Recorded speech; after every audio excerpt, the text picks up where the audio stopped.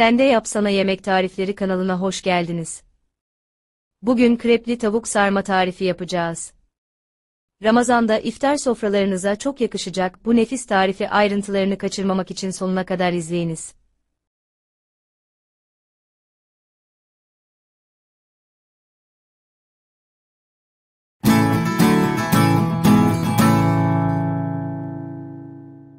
Bir tane soğanın kabuğunu soyup doğrayalım.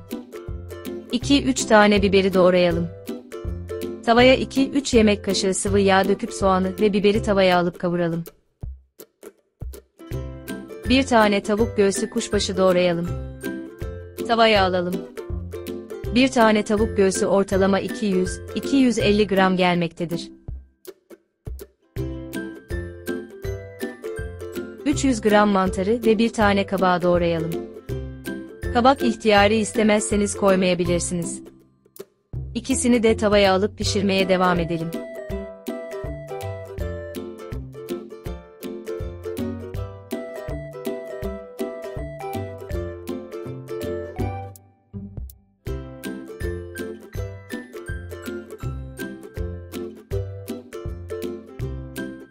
İki tane domatesin kabuklarını soyup rendeleyelim.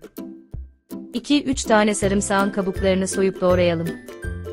Rendelediğimiz domatesi ve doğradığımız sarımsağı tavaya alalım. Tavuk ve mantar suyunu verince 3 çay kaşığı tuz atalım. 1 çay kaşığı kekik, 1 çay kaşığı toz biber, 1 çay kaşığı köri, yarım çay kaşığı karabiber atalım. Suyunu çekince ocağı kapatalım. Derin bir kaba 2 tane yumurta kıralım. Kaba 1 bardak süt ve 1 bardak su dökelim. 1 çay kaşığı tuz ve 2 bardak un dökelim.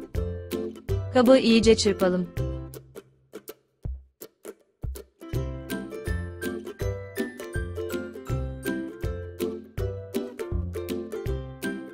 Yapışmaz tavayı fırça yardımıyla yağlayalım. Sonra tavaya hazırladığımız hamurdan bir kepçe dökelim. Krepi tavaya yayarak iki taraflı pişirelim.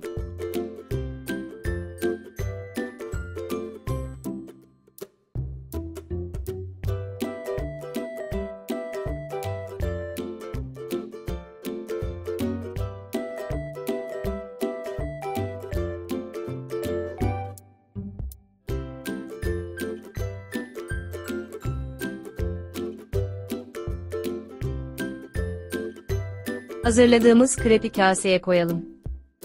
İçine tavuk soteden koyalım. Daha sonra katlayalım ve borcama dizelim.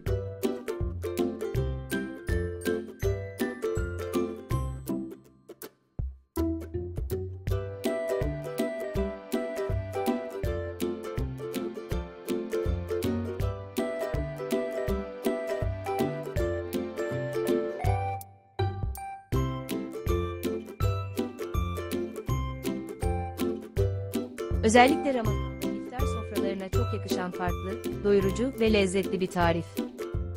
Mutlaka denemelisiniz. Beşamel sosu hazırlayalım. Tavaya 1 yemek kaşığı sıvı yağ ve 1 yemek kaşığı tereyağı dökelim. 2 yemek kaşığı un dökelim. Unun kokusu çıkana kadar kavuralım. 2 bardak süt dökelim.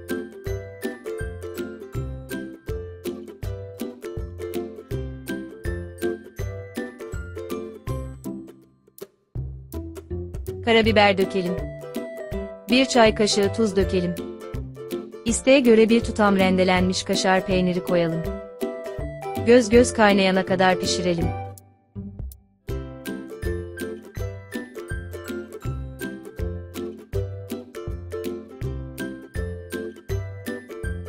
Beşamel sosu kepçe yardımıyla tepsiye bölüştürelim.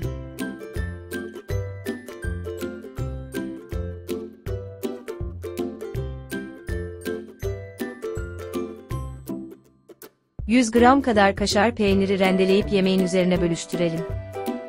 180 derece önceden ısıtılmış fırında kaşarlar eriyene kadar pişirelim.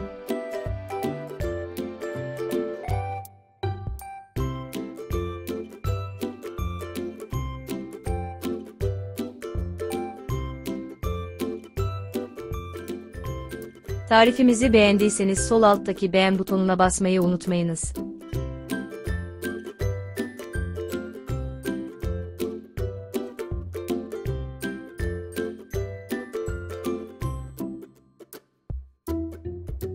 Tariflerimizden anında haberdar olmak için kanalımıza ücretsiz bir şekilde abone olabilirsiniz.